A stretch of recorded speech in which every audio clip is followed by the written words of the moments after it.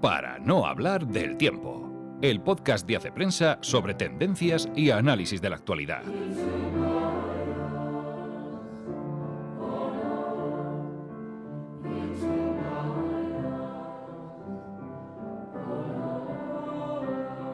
No soy Ana Sánchez de la Nieta, pero estoy con Ana Sánchez de la Nieta. Aquí estamos.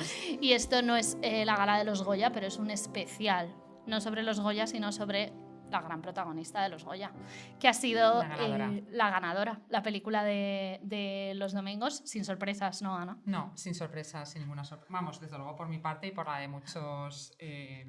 Nadie esperaba otra cosa, así que tenemos que reconocer que teníamos pensado ya hacer este podcast. Sí, podcast, pero vamos, nos alegramos de que Alauda no nos lo haya estropeado. Además, pensábamos hacer este podcast no solamente por la gala de los Goya. Yo pienso que es verdad que ahora mismo termina como un momento importante de la película, que empezó en septiembre en el Festival de San Sebastián y ahora con los Goya es como el final, diríamos, de su presentación al público, premios, termina la temporada de premios, pero también porque ha sido una película que nos ha llevado a la conversación durante muchos meses y también porque se acaba de estrenar en plataformas. Entonces, eso hará que los 700.000 espectadores que lleva la película crezcan. O sea, van a ser y lo podéis ver ya. Entonces, ¿por qué dedicar un podcast entero a esto, Ana? ¿Qué ha pasado en estos 6 meses? ¿Por qué ha habido tanto interés? Bueno, yo creo que lo contaban en la gala el sábado, en la alfombra roja, más en la alfombra roja lo contaba Alauda, lo contaba Blanca Soroa, la protagonista de los domingos. Y es que no ha sido simplemente una película, o sea, la película es buenísima y ahora analizamos un poco. Me parece que desde el punto de vista cinematográfico es sobresaliente, es lo mejor del año, pero no solamente lo mejor del cine español, para mí es la mejor película del año. Está por encima de Hamnet, está por encima, por supuesto, de Una batalla tras otra, de Marty Supreme, de Frankenstein.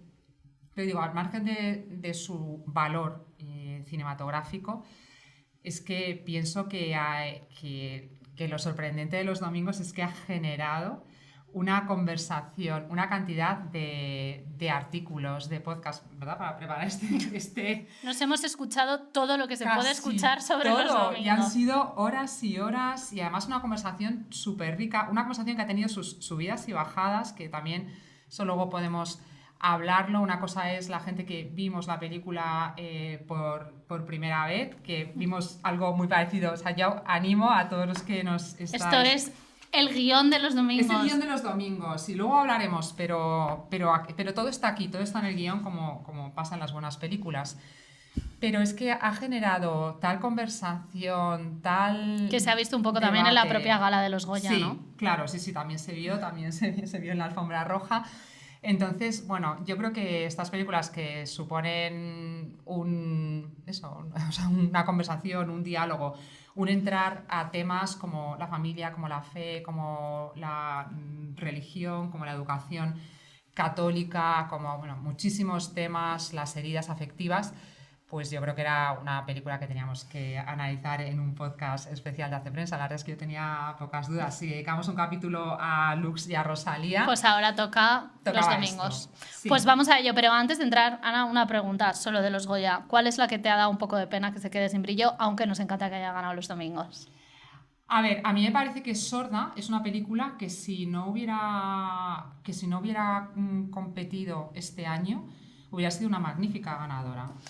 Y además, aquí aprovecho porque hay cosas que uno no contesta en las redes sociales y ayer había bastante polémica con el tema de Daniel Guzmán, que no sé si has seguido un poco la polémica que ha habido, porque él está desanimado porque La deuda, que es su película, que es una película que está bastante bien, no llega al límite, o sea, no llega, al nivel de las premiadas, pero está bastante bien. Y él se ha quejado, se ha lamentado, como se quejan todos los directores, de que su película no esté en los Goya, pero pienso que lo explicó muy bien también el otro día en la alfombra roja, y había gente que le sacó punta al tema de, pero corrientes mediáticas, pero ¿por qué dice que su película? Entonces, no, su película es que también depende de en qué momento toque tu película, ¿no? ¿Contra quién compita? O sea, contra quién compitas. Entonces, este año ha sido un año de buenísimo cine español, también lo fue el año pasado. Sorda a mí me parece una película magistral y pienso que podría haber sido una buena ganadora, pero es que incluso Romería de Carla Simón se ha ido absolutamente de vacío. Con lo que nos gusta Carla Simón. Y además es una gran película también, pero es que era el año de Los Domingos. Y bueno, y Sirat, que se ha llevado también mucho premio técnico merecido, y hombre, se lleva el gran premio de estar en los Oscars. Eso... Dicho lo cual, podéis ver Sorda y Romería, pero nosotros vamos a analizar la ganadora, así que yo creo que podemos empezar con la propia directora, porque para entender Los Domingos quizá también hay que entender un poco de dónde viene Alauda Ruiz de Azúa y normalmente qué le gusta a ella explorar en sus películas.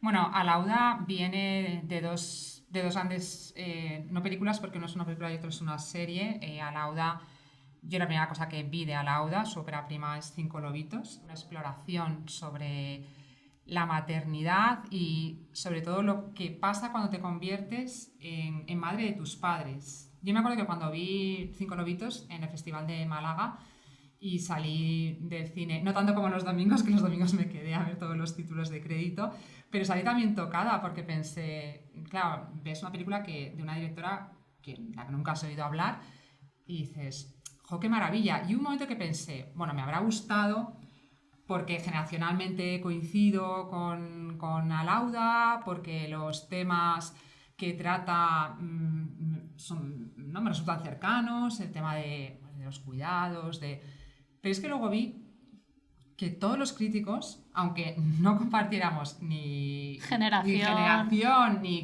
probablemente ni ideas, ni coincidíamos, porque al final trataba un tema muy humano y en el fondo de lo que hablaba Cinco lobitos es de la familia y es de los conflictos que hay en la familia, de una manera mucho más difícil, porque luego se metió en El jardín de querer, una serie sobre el abuso sexual dentro del matrimonio. Menudo jardín.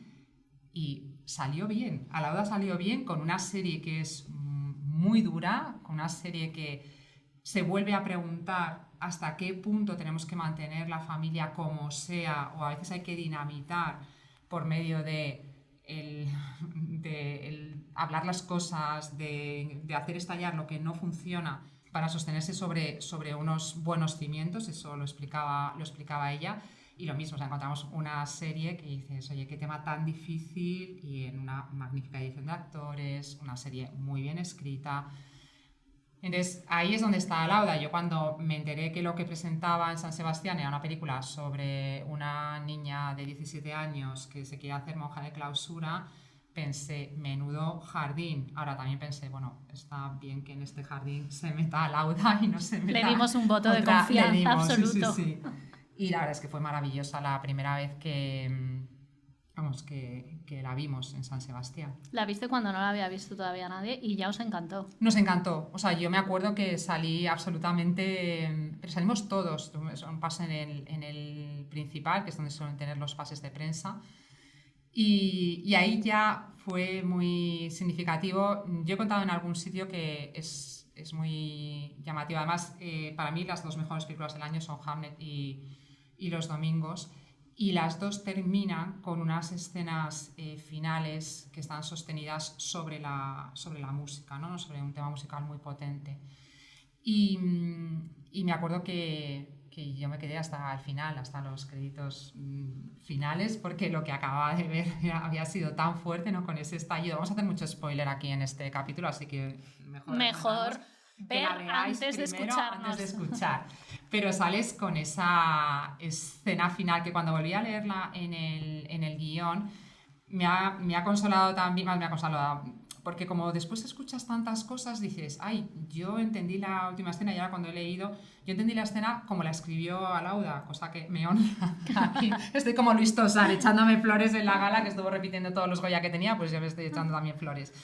Pero con ese último plano en el que la tía Maite duda incluso, ¿no? Si quedarse con... O sea, ya ha roto con una familia y dudas si cruzar o no cruzar. Si ¿no? dinamitarlo ya dinamitar ya todo. Entonces, claro, sales con esos gritos de la tía Maite, con ese la niña que entra en la clausura, con todos esos sentimientos, y yo salí pensando, jo, qué respetuosa ha sido la directora al mostrar una realidad tan distinta, tan a contracorriente, ¿no? Entonces yo salí elogiando el respeto. Y cuando salí había otros críticos que decían, por fin alguien ha hablado del adoctrinamiento. Entonces ahí ya pensé, esto va a dar muchísima conversación. Que ha sido la gran clave de los domingos, ¿no? Que todos veíamos la película, a todos nos encantaban y de repente parecíamos que habíamos visto películas distintas. Diferentes. Ha sido como la gran... Sí. El gran éxito de los domingos. Entonces, eso, digo, ahora hablamos un poco del diálogo que ha llevado la conversación que ha llevado la película. Pero desde el punto de vista cinematográfico es que ya se veían aspectos maravillosos de guión, de dirección de actores. También leyendo el guión te das cuenta del trabajo que hay de dirección de actores. Para quien no lo sepa, la protagonista, Blanca Soroa, en realidad es la primera vez en la vida que hace una película. Sí. Ella lo cuenta muy gracioso, que se presentó pensando, bueno, que iba a hacer algo como de figuración o de esto, que se presentó por la broma y acabó... Sí. Y acabó haciendo una película que es muy difícil, interpretando una película y un papel que creo que es más difícil, por ejemplo, que el de la tía Maite, que Patricia López Arnaiz es una fuera de serie, ya lo había demostrado. Pero es un papel, es que en Blanca Soroa hay un momento de Dreyer, el momento de la vocación, que es muy gracioso, como no sé si has escuchado cómo lo prepara. Hay pinganillo. Con un pinganillo. Y claro, es que al lado en algún podcast habla de Dreyer, ¿no? O sea, de la palabra, de cómo con esas ¿no? Pues, con los gestos, o sea, cómo trabaja las emociones. Al final el personaje de Ainara, en realidad lo más importante es toda la interioridad, y eso es muy difícil de contar. A mí me gusta mucho que en el prólogo del guión, que lo escribe Sara Mesa, que es una escritora también súper obsesionada con el tema de la familia, que dice, en realidad todos tenemos que reconocer que lo que pasa dentro de Ainara lo ignoramos absolutamente. O sea, podemos opinar de todo lo que fuera, pero ignoramos todo lo que pasa dentro de ella. ¿Cómo es el prólogo de este? Nos ha encantado. Nos ha encantado. O sea, la verdad Otro Goya para Sara Mesa. Sí, la verdad es que también yo pienso que después de todas las interpretaciones y de todas las polémicas, a mí leer el prólogo de Sara Mesa hablando de las preguntas que hace los domingos, de toda esa cuestión de la libertad, que creo que es el debate que un poco se está obviando. Luego entramos en los personajes, pero es un tema que dices, oye, estamos hablando de muchas cosas, pero al final, y aquí me ha encantado porque es que Sara Mesa habla, ¿no? O sea, al final, vamos, creo que lo tengo aquí subrayado, ¿no? Dice, es una inteligente indagación en torno a preguntas que en última instancia tienen que ver con la libertad profunda del ser humano, ¿no? Entonces, bueno, este prólogo es maravilloso y en la película luego se ve también el trabajo de documentación que ha hecho Laura Ruiz de Azúa, que además ella lo reconoce. Ella no viene de un entorno creyente, ella se declara atea, y a mí me parece que es bastante difícil desde esa perspectiva conseguir mostrar con ese grado de realismo, que tú lo ves y dices, es creíble, ¿no? Son creíbles la realidad religiosa, aunque luego matizaremos, pero hay muchas cosas que son creíbles y hay un esfuerzo de documentación. Hay un esfuerzo incluso, a mí me hacía mucha gracia en esa escena clave, el que haya cogido la oración del abandono de Charles de Foucault, que claro que es que Ana ha dejado hilo suelto. Porque nos encantó el olvido de sí, esa biografía un poco novelada de Charles de Foucault, que además pienso que es un santo que conecta mucho con la sensibilidad actual. Bueno, es que no vamos a hablar de Charles de Foucault. Pero podemos, en otro momento, podría ser otro especial. Sí. Entonces, bueno, la verdad es que es una grandísima película. Pero y háblanos de la música antes de pasar a este... Sí, la música es otra herramienta que además, a Laura lo he explicado alguna vez, que ella normalmente, y además a mí me hizo mucha gracia, como aquí estamos en confianza, yo vi Hamnet precisamente con Alauda, porque vino al pase y tuve la suerte de comentar la película Hamnet después con ella y que me hizo, la verdad, una serie de... me hizo ver la película desde una perspectiva, ella decía, bueno, la editora que llevo dentro, entonces, bueno, me ayudó mucho, a ella le gustó, pero... Y entonces ella me hizo algún comentario de los subrayados de la música, que es verdad que en Hamnet, aunque es preciosa y todo el tema musical, pero hay un momento en el que te invade, te deja como poca libertad. Es de, ahora tienes que emocionarte porque te estoy subrayando la emoción. Entonces, el uso de la música, Alauda siempre en sus películas, había sido muy escueta. Porque cree que manipula un poco al espectador, ella lo dice en alguna entrevista. Claro, entonces es sorprendente porque aquí, sin embargo, la música está muy presente. En parte porque ella recurre a esa herramienta narrativa que me parece muy hábil, que es el que Ainara forme parte de un coro. Sí. Entonces, toda la parte de sentimiento religioso, que Alauda lo trabaja un montón, porque además, claro, como ella lo dice, ¿no? Estamos tratando temas que, da igual, los adelantamos. Y lo dice la película, la canción fundamental, ¿no? Into My Arms, la versión de Nick Cave que la versiona el coro y que empieza con yo no creo en la intervención divina. Si no crees en la intervención divina, todo el proceso de discernimiento se basa muchísimo en lo humano, en los sentimientos, en las emociones. Y ahí la música es un vehículo narrativo muy potente. Entonces, a mí me parece que en el Cursale, cuando presentó la película en el Festival de San Sebastián, alguien le dijo, ¿por qué no has subtitulado la canción de Nick Cave? Porque es que además es en realidad lo que cuenta la película lo está contando la canción, ¿no? Entonces, bueno, ahí me parece que en ese tema hay muchísimo de narración. En cómo empieza la película, con Quevedo y Bizarrap, que no voy a empezar así. Ella cuenta en algún podcast, y de hecho en la versión del guión todavía está la frase de Bad Bunny, ¿no? O sea, iba a empezar con Bad Bunny y luego al final, con una frase de Bad Bunny, al final ella decide empezar con Quevedo. Y sin frase, directamente con la música. Sí, que claro, que es una canción en la que se mezcla la juventud, se mezcla la fiesta, se mezcla la conquista, el flirteo, el sexo, con el voy a misa, o sea, me parece que es una canción que está muy bien elegida. Muy bien elegida. Hay momento de Bad Bunny también en el autobús. Y después está esa pieza, esa canción Escaldún, Aitor Mena, que aparte de, claro, es que sostiene toda la secuencia final. A mí me parece el gran escenón de la película. Es una maravilla. Y bueno, que también es una canción que habla de dejar ir, esa canción no sabe si está dedicada al amor, a la droga o a qué, pero bueno, está muy bien. Musicalmente me parece una maravilla. Entonces creo que musicalmente es muy potente Los Domingos también. Y lo usa, ya para terminar este tema, como a mí es que me parece súper interesante el tema de trabajar la interioridad de Ainara, que es muy difícil de comunicar, y más para una directora que en realidad no tiene fe en esto. Cómo lo usa, para mí mi escena favorita en ese momento de Ainara de fiesta. Sí, es verdad. Pero es de verdad, fondo, a mí me parece de sí. gran escenón, cómo ella consigue, es que luego es muy honesta, Lauda, y ahí en el fondo es donde puedes como tener un vistazo a lo que le pasa a Ainara por dentro, colocada en este lugar de fiesta, no sé qué, pero por dentro estamos en otra cosa. Está en otro sitio, es verdad, se me había olvidado que es una pedazo de escena. Pero ahora te voy a preguntar, Joana, o sea, como espectadora, ¿vale? Aunque has analizado mucho la película también desde ya no sé si estoy deformada por tantísimo podcast que he escuchado. He escuchado mucho a Lauda.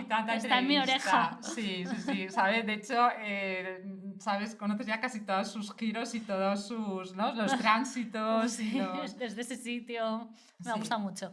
Entonces, ahora ya te pregunto como espectadora, o sea, ¿por qué crees que ha gustado la película a los católicos y por qué crees que ha gustado a los ateos? Ateos.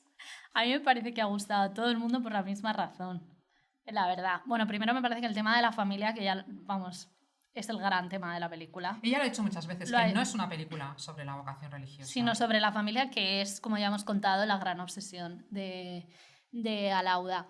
Pero a mí me parece que ha gustado a los dos por la misma razón. Hay un momento en una de las 1.000 millones de entrevistas que he escuchado a Alauda que ella dice una cosa que para mí resume todo, que es como ella, en este trabajo de documentación que ha hecho, ha querido en los personajes pensar a ella lo que pensara, porque ella también ha sido muy honesta reconociendo que no tiene fe, con lo cual a ella lo único que le ha interesado de todo esto, en el mecanismo religioso, como lo llama ella, es el componente humano, pero ella dice, yo sí he querido ser muy fiel representando las subjetividades de cada personaje, ¿no? Entonces esto me parece que ha sido la clave, que al final, por supuesto, las dinámicas de la familia están espectacularmente contadas. Con esas comidas. Esas comidas, domingos. Esa cosa que manejan también a Lauda, que es el tema de la intimidad, de meterte ahí como si estuvieras también mirando desde la puerta o de tal, pero sobre todo que es que se nota que ha habido no tiene ningún tipo de intención moralizante, catequética,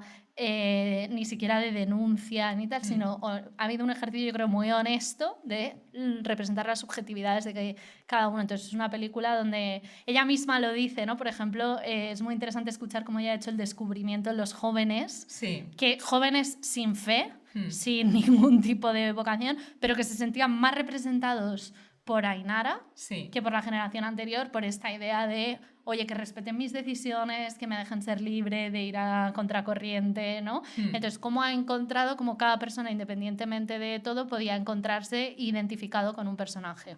Bien, de todas maneras, cuando hablaremos después, porque me interesa un montón este tema de los jóvenes, las diferentes... También por lo que pasó un poco el otro día en la alfombra roja. En la alfombra roja, Silvia Abril y Oliver Lax. Pero esto vamos a dejarlo para más adelante.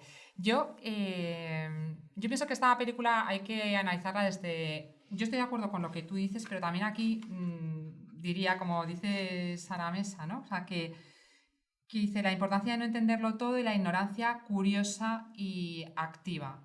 Creo que esa también ha sido la actitud de la directora y que al final esa curiosidad, ese tratar de entender aunque tú no compartas, es lo que han agradecido tanto espectadores creyentes como no creyentes. En esto pienso que se presentó muy bien la película en la gala de los Goya, cuando dijeron... Los Domingos es una película que los creyentes, que han visto creyentes y han seguido creyendo, la han visto agnósticos y han seguido dudando, y la han visto ateos y siguen sin tener fe, ¿no? O sea, pero todos ellos han hablado, ¿no? Han conversado, que yo creo que... Entonces, yo creo que es una película de personajes. No sé si coincides conmigo. Que... La familia es la gran protagonista, pero cada uno en individual. Claro, y esto cuando lees el guión... dices, y ella lo ha contado también en alguna entrevista, que iba escribiendo el guión desde las diferentes perspectivas. Ahora lo escribo desde Ainara, ahora lo escribo desde... Al final la vocación religiosa es la excusa para contarnos la historia de cada uno y de la familia en conjunto. Claro. Entonces vamos a... Digo, yo los personajes que... ¿Qué piensas? ¿Qué piensas de...? Yo amo a la tía Maite. Amas a la tía Maite. Nadie me entiende. No, nadie te entiende, no, muchísima gente. Bueno, todo el mundo me entiende porque ha recibido el Goya, Patricia López Aznar. Efectivamente. Yo sé de mucha gente que somos la tía Maite. Sin embargo, a ver, explícanos, ¿por qué? Porque a mí me parece que está perfectamente representado el sufrimiento que vive una persona sin fe ante esta situación, pero además yo creo que la tía Maite tiene ese componente de también su propia búsqueda de sentido, crisis existencial, pero me parece tan auténtico lo que ella cuenta. Me parece que nace todo lo que hace, y es verdad que probablemente al final le va de las manos, pero me parece que nace de una preocupación y casi obsesión absoluta por la felicidad de su sobrina. Sí. Y me parece que esto, Ana, a lo mejor lo puedes contar mejor tú, pero a mí me conmueve, por eso pienso que es que Alauda, y cuanto más he escuchado más he pensado, es una persona súper honesta, porque ella siempre ha dicho que ella se identifica más con la tía Maite, y aún así deja que un poco el personaje se le vaya de las manos, porque tiene su propia sus propias crisis por dentro. Sí, yo, he escuchado muchísimo desde el principio. Arauda ha dicho que ella se sentía más identificada con la tía Maite por su increencia y por su visión que tenía y que tiene de la educación religiosa. Yo tengo mi tesis que, claro, digo, que la podrá... que yo pienso que Arauda es más otro personaje del que luego hablamos.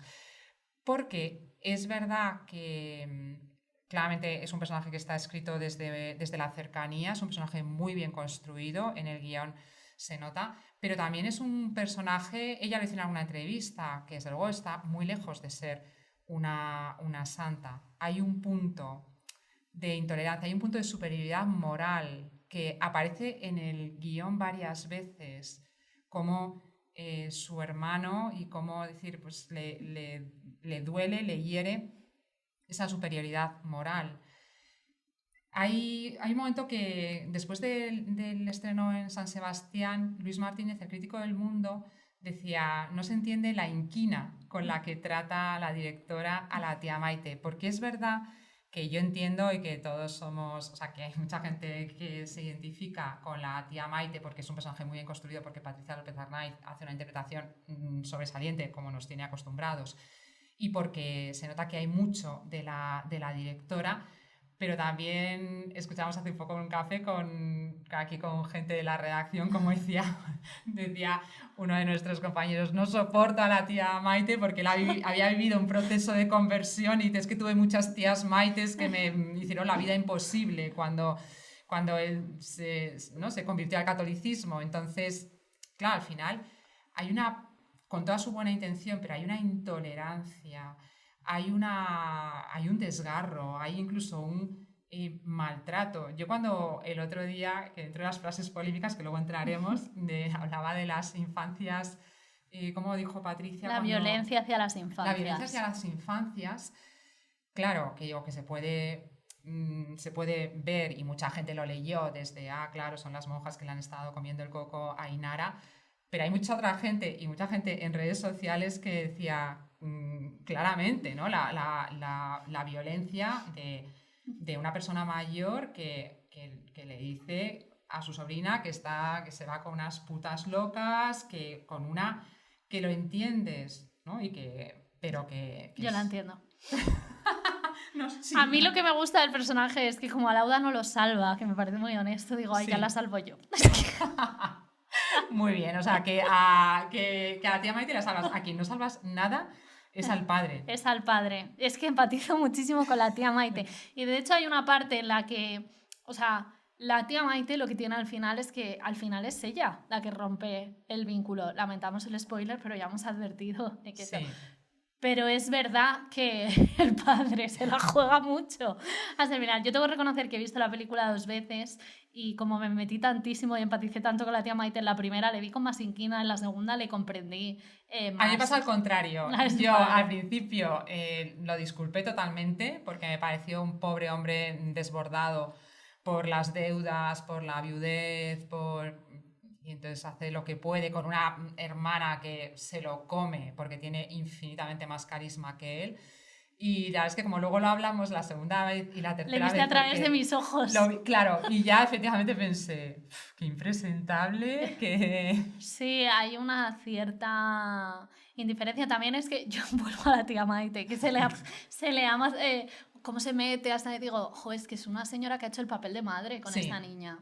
¿no? Sí. Y el padre, y es verdad, y muy legítimamente porque es su hija, y es verdad que hay esa superioridad moral de la que hablamos, pero llega un momento en que el padre le pone un muro a la hora de hablar, de intervenir, un muro que ya se salta a la torera, pero bueno, que ponérselo se lo pone. Y también es muy injusto hacia ella, porque la relación con esa sobrina es casi como la de una hija. Yo es que pienso que si eso no se tiene en cuenta, no se entiende también como ya la frustración a la que lleva esa pobre mujer que está sufriendo, porque no lo entiende. Pero el padre, pues yo creo que es representativo también de esta generación de padres, por supuesto un poco superados, por supuesto un poco agotados. Aquí hay que entender que es un hombre que es viudo y que quiere a su hija, pero que tampoco ha pasado muchísimo tiempo hablando con ella, Yo, es un padre ausente. el momento en el que más empatizo es que, pero has hablado con ella, se lo has dicho, digo, efectivamente. Es que no se lo ha dicho. Es que no se lo ha dicho o no lo hemos visto. Sí, la verdad es que es un personaje, es un padre ausente y bueno, es la óptica del respeto, quiere que su hija sea feliz, pero claramente es también una de las causantes de esa vulnerabilidad y esa herida afectiva que aparece todo el rato. El personaje de Ainara, ¿qué te El padre parece? es clave para esta duda que siembra. Al final la gran duda ¿es esto una huida o eso es una vocación real? Y el padre es clave, o sea, ese momento donde ella está emocionada porque le dejan hacer la experiencia en el convento y ella está súper contenta, y cuando el padre pregunta, bueno, pero ¿esto cuándo me va a costar? O sea, como a ella le cambia, ¿no? Sí. Cómo le mira todo el rato y cómo a ella le cambia ¿no? O sea, el padre también es como un personaje clave que usa Lauda para ir ahí sembrando, oye, ¿esta niña tiene vocación o estamos buscando otra cosa porque le falta algo, ¿no? Y el personaje de Ainara, ¿qué piensas? ¿Te convence, no te convence? ¿Es una pánfila? ¿Es una...? Un poco de todo, ¿no? Un poco de todo. A mí me parece, decía Lorena Maldonado en su columna de español, decía, es egoísta, o creo que, no sé si lo dijo ahí o al compartirlo en redes, digo, sí, es verdad que es egoísta porque tiene 17 años, entonces es una adolescente muy, muy auténtica en ese sentido. Yo, por otro lado, bueno, me parece que hace un papel impresionante. Muy complicado, por todo el tema que ya hemos mencionado de la interioridad. Me parece que Alauda, con este ojo que tiene para la dirección de actores, escogió totalmente a la persona. A ver, yo Ainara hay mucha gente que la ve pánfila. Yo no la veo pánfila. Yo pienso que es un personaje bien escrito cuando uno lee el guión y que es una adolescente de 17 años. La veo normal. Podían haber... Es que quizá porque yo estoy muy acostumbrada en el cine a ver monjas realmente pánfilas y a ver gente Pero curiosita. esto lo hablaban en uno de los que escuchamos justo. Es una casi de las adolescentes mejor escritas, que no es ni una madurez extraordinaria. A veces ves a estos adolescentes repelentes que han leído la Ilíada, la Odisea, que se expresan, que dan lecciones a los padres, pero tampoco es como un infantilismo, rebelión permanente. Yo la veo muy normal y de hecho está muy bien representado este punto un poco como especial, o de pero estoy en otro sitio y estoy en esto y lo quiero, pero también puede haber algo trascendente detrás. Lo hace fenomenal. Está muy bien contado. Sí. Y luego los personajes... Aquí es que somos team vocación. Bueno, yo por lo menos. Yo creo que es real. Si hay que posicionarse. Sí, bueno, sobre todo a ver, yo pienso que está también muy bien reflejado que no está idealizado el convento. Ni está, o sea, que dices, pero que estás huyendo. Estás huyendo a un sitio... Una niña de 17 años tiene sitios mejores a los que huir. Por supuesto, y que ahora mismo, ahora traemos en el adoctrinamiento, pero es que ahí anda que no te adoctrinan cosas, ¿no? Hoy, a un joven de 17 años, hay muchas cosas que le adoctrinan antes que la madre priora. Entre la madre priora. Tú la odias casi tanto como al padre. No la odio más que al padre. No la odio. A mí me ha parecido... pero es un alter ego de Maite. De la tía Maite. Es un alter ego de la tía Maite, sí. A mí me ha parecido quizá la parte... Y aquí tengo que reconocer que yo me fío totalmente de la labor de documentación de Alauda. Seguro que es probable que le hayan contado que haya sido así. A mí me parece la parte quizá menos verosímil de la película. Esa conversación que hay entre los tres. Entre los tres, sí, que también está la otra monja, que al final son 4, pero la verdad es que esta no habla. Me parece difícil pensar que una persona responde así ante unos padres. Ya, porque, a ver, yo ahí pienso que aunque la película está muy bien documentada, ahora mismo cualquier proceso de discernimiento dudo mucho que, por ejemplo, ante el tema de la carrera o ante el tema de la prudencia y esperar, encontrarse con una priora tan... radical, tan fría. No y eso sé. Es verdad que también... Nunca hay una comprensión hacia la posición de ellos, que es muy legítima. Sí. No digo que tenga las intenciones más puras, solo digo que es legítima. Sí. Sí, es verdad que ahí está quizá un poco estirado, pero también yo ahí creo que es la lógica de la narrativa y del relato. Sí. Si no, a mí, claro, yo esa escena la veo más desde el punto de vista cinematográfico que desde el punto de vista teológico o desde el punto de vista de la pastoral. Es verdad que tú ves esa escena y dices, es muy raro que cuando hablan de la herida afectiva tal, la priora diga, sí, lo sé. Hombre, no, si lo sabes. Y bueno, estamos preocupados. Bueno, Dios tiene sus Dios tiempos. tiene sus tiempos. Señora. Sí, sí. Ahí luego es muy gracioso cuando que ahí en el pase del principal, cuando intenta explicar Iñaki y le dice la priora, su hermana se explica perfectamente. Tu hermana se explica perfectamente. Yo creo que, por eso digo que es un poco alter ego, es la misma seguridad, son personas que tienen un carisma, que tienen una seguridad, aunque es verdad que la madre Isabel, interpretada por Nagore Lamour, que es también una interpretación brutal. Brutal. Es muy intrigante. Sí. A mí me resultó el personaje con el que menos empaticé, con diferencia, la verdad. Bueno, yo creo que hay una parte que tienes que no empatizar para entender también el conflicto. Sí, yo creo que hay un momento en el que a Lauda cuenta cómo se plantearon esa escena, que creo que fue la propia actriz, porque creo que a Lauda le gusta mucho que los actores vayan, y que ya resolviéndola fue eso lo que decidieron, en plan, yo lo que voy a hacer es un muro, ¿no?, para estos padres, y efectivamente, si ese era el objetivo, no lo había escuchado eso. Si ese era el objetivo, vamos, fue totalmente lo que transmitió. Sí, porque luego está el padre Chema, que a mí me parece uno de esos personajes masculinos de Alauda, que no salen... A mí ese sí que me parece un pánfilo, no sé. Que la gente haya pensado que Ainara es pánfila, no lo había oído y me sorprende, pero ese sí que me parece un pánfilo. Es melifluo, es un poco los personajes... Es verdad que los personajes masculinos de Alauda nunca salen excesivamente bien parados, tiene mucho más fuerza los personajes femeninos. Aunque entre los personajes masculinos, yo tengo una teoría, nuestro favorito, el mío desde luego, es el tío Pablo. Que yo pienso que Alauda, aunque dice que ella se identifica con la tía Maite, yo creo que hay una parte que se identifica más con el tío Pablo, que tiene la misma poca fe que Maite, o incluso menos, porque se nota que ni siquiera tiene la ese formación sustrato de familia católica. Es que él ya ni siquiera va en vaqueros a la comunión, se sale de misa. Pero es verdad que el tío Pablo apuesta por no romper los vínculos. Y por comprender. Por comprender de verdad, no solo comprender para ver por dónde rompo y me cargo esto, ¿no? Sino entender de verdad. Es alguna de las escenas mejores de la película. La escena de la oración, cuando le está diciendo Dios, no te la lleves, ¿qué va a pasar? Y su tía se va a poner a quemar iglesias, no te compensa nada, que luego se lleva una buena bronca de su mujer.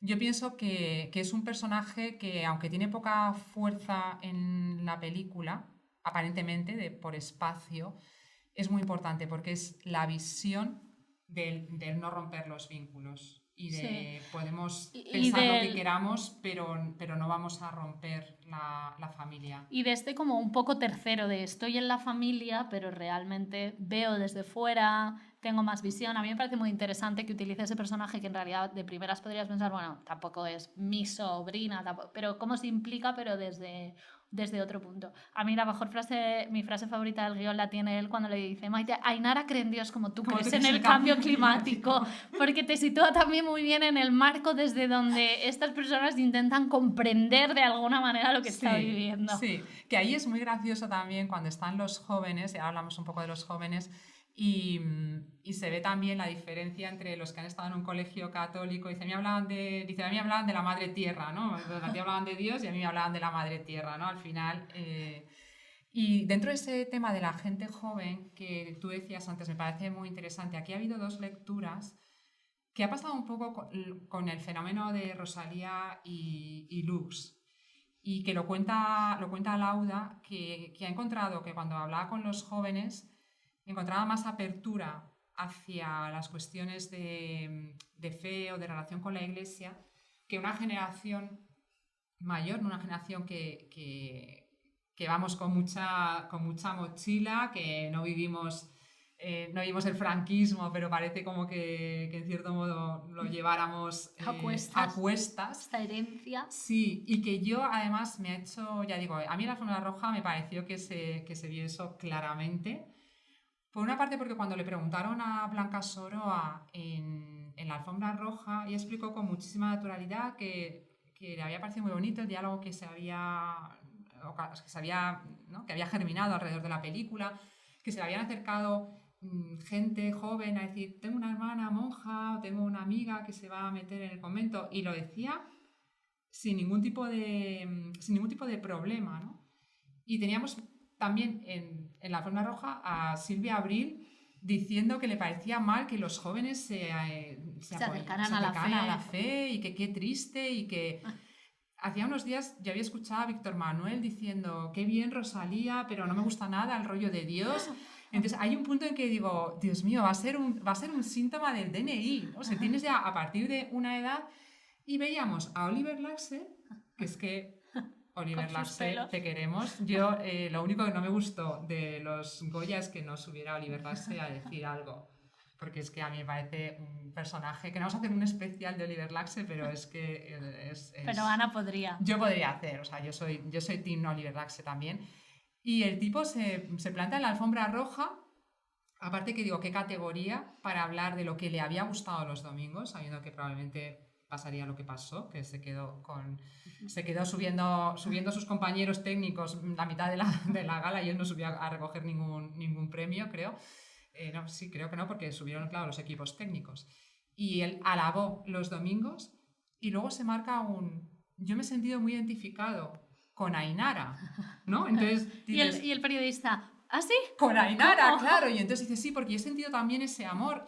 Entonces, claro, ya tienes las redes incendiadas, ¿no? Oliver Laxe quiere ser monja. Pero claro, yo ahí vi, y Silvia Abril y Oliver Laxe son otras generaciones.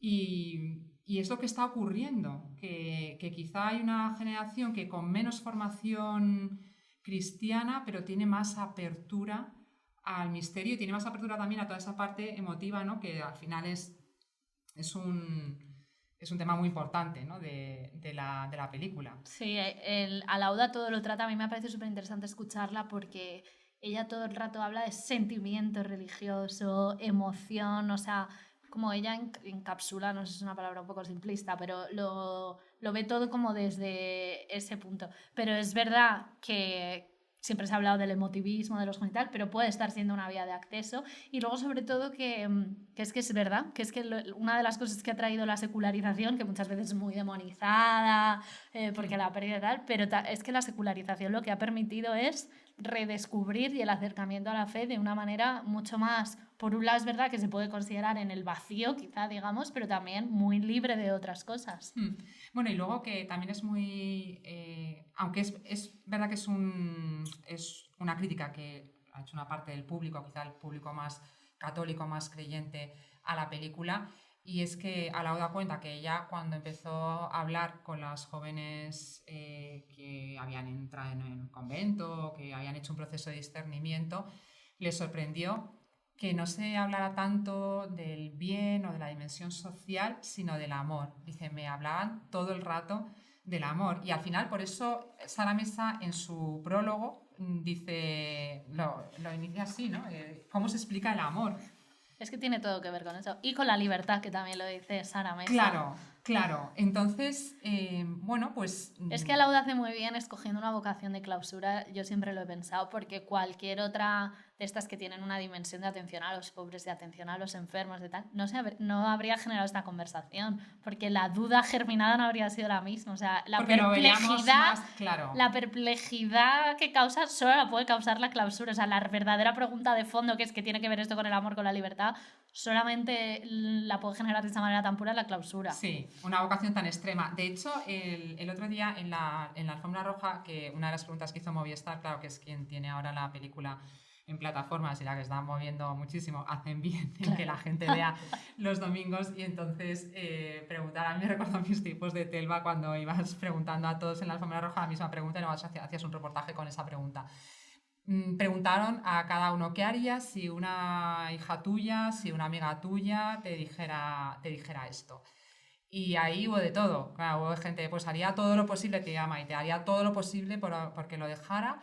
Había gente que decía, bueno, pues hay que dejarle libre, ¿no? O sea, si ella es lo que quiere, que también es un discurso muy, muy actual. Alguien decía en redes ayer y me pareció interesante, decían, pon a la tía Maite actuando así con un personaje que quiere hacer una transición y ahora di que quiere ser la tía Maite, ¿no? Claro. O sea, que ahí hay un... Pero es muy legítimo el cuestionamiento que hace Alauda, que también lo dice mucho en las entrevistas. Dice, bueno, hay que apoyar todo y apoyarlo todo hasta el final. ¿Y qué quiere decir apoyar? Que ahí es donde entra mucho la figura del tío Pablo, ¿no? Que hay una manera de estar, no necesariamente compartiendo, pero siempre salvando el vínculo y tal. Pero es muy legítima también esa duda de, oye, ¿hasta qué punto tengo que llegar, no? Sí, y entonces en esta alfombra roja que ya digo que había de todo tipo, pero a mí me acordó de lo que decías de la clausura, entonces había, ya no me acuerdo qué actor era, pero decía, hombre, yo intentaría que se hiciera monja, pero no de clausura, ¿no? O sea, como diciendo, no sé, que fuera una cosa un poquito menos Como hay uno que les dice, radical. ¿qué preferirías? ¿Que tu hija se metiera a la clausura, que estuviera de raves todos los fines de semana? Y uno, bueno, que se vaya de raves y luego ya si quiere que se meta monja, como la mezcla, ¿no? de las dos cosas. Y bueno, y luego, Ana, las controversias. Aquí vamos a entrar. ¿Cuáles han sido las controversias, Ana? Porque aquí Ana siempre me dice que yo defiendo mucho a Lauda y que ella no la defiende tanto. Pero ¿cuál ha sido la controversia? La controversia fundamental... ¿Qué pasó? Hubo un momento clave en toda la conversación en torno a los domingos. A ver, yo pienso que ha sido súper interesante la conversación porque ha subido y bajado. Ayer fue los Goya, ya no me acuerdo. O sea, ayer porque ya era por la noche cuando en estas declaraciones ya después de los Goya que los ganadores siempre suben a donde está la prensa y entonces hacen una entrevista común que luego salen los medios, cada uno titula de una manera, pero la entrevista es la misma. Las declaraciones de después de los Goya. Creo que Alauda lo explica muy bien, explica cómo hubo un momento en que, o sea, que se ha generado tal conversación que a veces esa conversación se torna incómoda, pero que tienes que afrontar que si has tocado un tema incómodo, la conversación a veces va a ser incómoda. Entonces, ¿a qué polémica nos referimos? Es que fue como un punto de inflexión en la conversación que se generó sobre los domingos. Estábamos todos muy contentos. La gente debatía, ¿tiene vocación, no tiene vocación? ¿La tía Maite es una malvada o no lo es? El padre. Las no intrigantes. Alauda mientras decía que ella había hecho una película para un público adulto, respetando, y siempre reconociendo que ella no tiene fe, pero... Y que ella tenía fe en el espectador. Pero que ella tenía fe en el espectador y en su capacidad de sacar sus conclusiones. Entonces hay un momento que es el primer premio importante que le dan a Lauda, que es los Forqué, que son los premios que da EGEDA, el gremio de productores, ¿no? A la mejor producción del año, gana los domingos, y al recoger el premio ella dice, no voy a saber decir exactamente la frase, pero dice que lo que ha querido es abrir los ojos a cómo el adoctrinamiento nos distorsiona la realidad y los sentimientos. Distorsiona la realidad, entonces, ¿no? Entonces, cómo el adoctrinamiento religioso distorsiona la realidad y los sentimientos. Entonces, claro, después de estar con una conversación súper abierta, ¿no? Creyentes, no creyentes, todos alabando a Lauda, hubo algunos que dijeron, por fin ha dicho a Lauda lo que piensa realmente. Hubo gente que incluso que le dio las gracias. Les dio las gracias. Menos mal porque estábamos blanqueando. Estábamos blanqueando, efectivamente. Y también hubo algunos, y yo reconozco que fui una de ellas, que pensé, pero a ver cómo, o sea, tenemos fe en el espectador y ahora de repente ya no tenemos fe y ya tenemos que decir que esta es una película contra el adoctrinamiento. Yo tengo ahí una teoría. Cuéntanosla, Ana. No, tengo la teoría de que efectivamente la conversación... Tengo una teoría que confirmo con lo que explicó Alauda el otro día en los Goya. La conversación a veces se puede hacer incómoda. Y yo pienso que se dice incómoda por dos temas. Por una parte porque al final el foco de la película se había distorsionado. El foco de la película es, lo hemos dicho ya, no es la vocación. Es la familia. Es la familia y es cómo impacta una vocación, esa decisión en la familia, en una familia. Ese era el tema. Y la conversación quizá se había ido mucho al tema de la religión.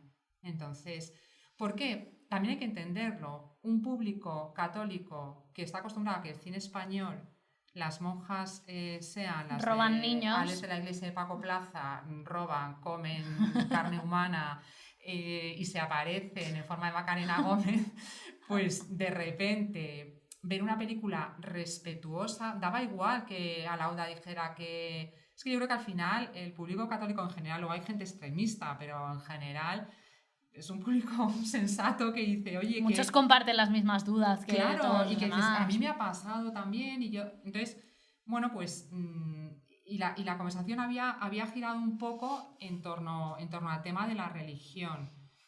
A veces quizá con alguna apropiación que yo hay una parte que lo entiendo. O sea, yo soy del Atlético de Madrid, estoy haciendo una película en la que muestro que hay algunos jugadores del Real Madrid que también son buenas personas, pero de repente me encuentro que el Real Madrid está utilizando mi película, pues a lo mejor me puedo poner un poco nerviosa. Esto me lo estoy inventando yo porque no sé si le pasó a Lauda, pero bueno, esa es mi teoría.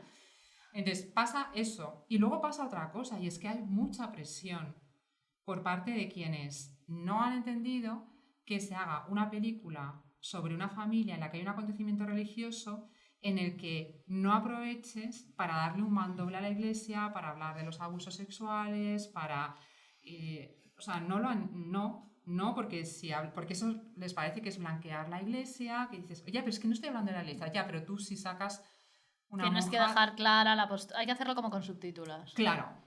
Entonces, yo pienso que las dos cosas quizá pudieron...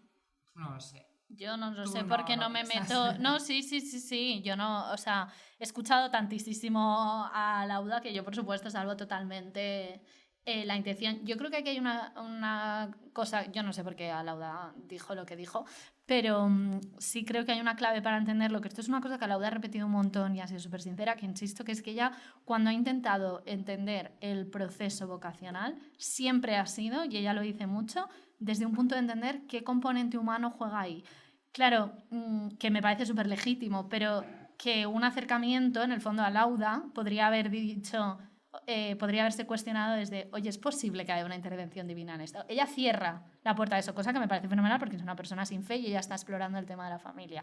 Pero claro, ya te coloca en un sitio.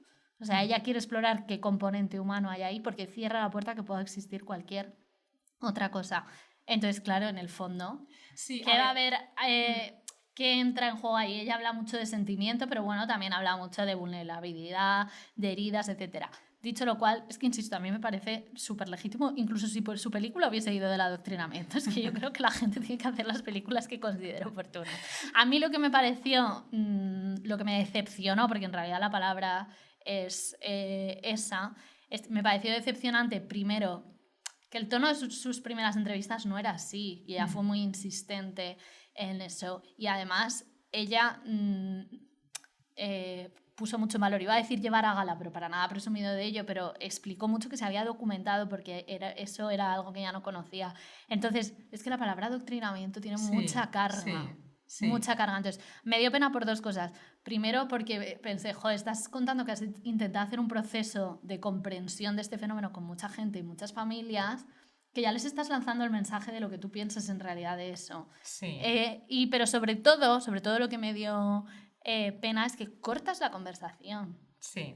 O sea, que la conversación ha seguido ocurriendo, sí, por supuesto, pero que en el fondo ya o sea, la magia que tenía esta película, que era un poco la conversación, el misterio, no sé qué, de repente ya nos has resuelto la pregunta, ya no nos mola o sea, sí, ya era una cosa en que gente que estaba conversando, y tú por qué piensas esto, y tú por qué has visto esto, que era lo guay, sí, o sea, tú por qué has visto esto aquí, cómo es posible que tú hayas entendido esto, ahora ya dices, no ves, era esto, sí, es verdad que fue, yo pienso que sí, que es una, pero creo que es más una frase quizá, bueno, que quizá lo hizo una frase desafortunada, y estoy totalmente o sea, estoy de acuerdo contigo en el sentido de que dices, es que mantener una conversación abierta.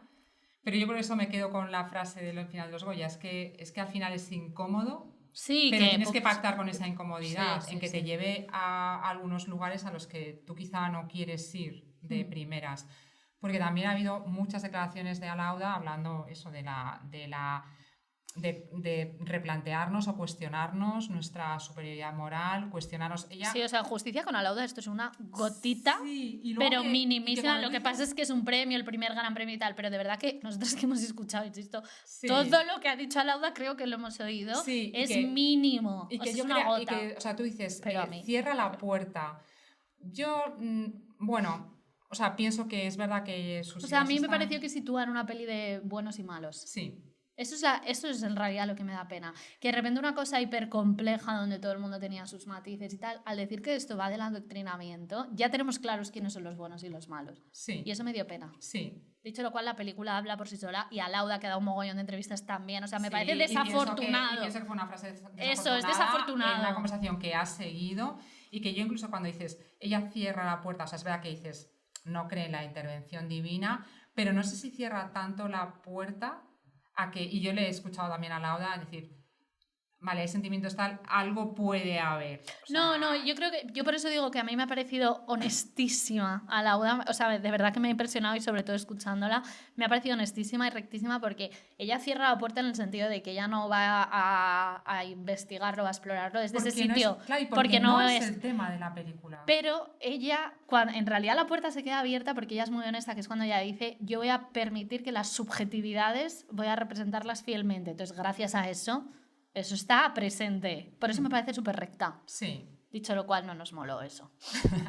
No nos moló, pero nos ha molado muchísimo. Nos ha no encantado. pasa nada, Lauda no tiene que hacer cosas para que a mí me mole. Efectivamente, no, y que además pienso que la conversación sigue, que la conversación va a seguir, porque ahora mismo ya digo que va a verla muchísima gente, esta película, ahora que está en plataformas, y además es un momento también muy bueno de un segundo visionado, de un análisis. Yo la vería por tercera vez sin problema. Yo la he visto 3 veces ya, pero vamos, lo que recomiendo totalmente es que os compréis el guión de los domingos. Con el prólogo de Sara Mesa. En librería 8:30, que no patrocina este podcast, pero podría patrocinarlo. Pues sí. Porque creo que aquí sí que está todo el pensamiento de la peli.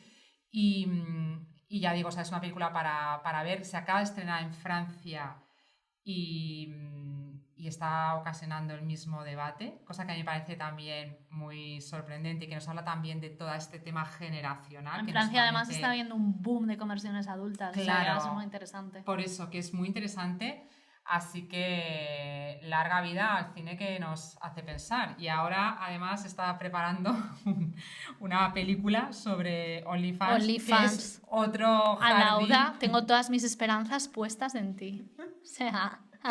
esperemos, pero bueno, nada, es otro jardín. Otro buen jardín. Bueno, Ana, muchísimas gracias por esta ti. conversación y gracias por escucharnos. Esta semana no vamos a tener podcast porque este podcast es muy largo, así que lo vais a tener que... Lo podéis escuchar por partes. Por partes. Pero nos vemos la semana que viene, que además estaremos en Málaga, empieza el Festival de Cine, ahí descubrimos el cine de Alauda, igual que el cine de Carla Simón, igual que el cine de Pilar Palomero. Esperemos tener una buena edición del Festival de Málaga y lo dicho, nos vemos o mejor nos escuchamos.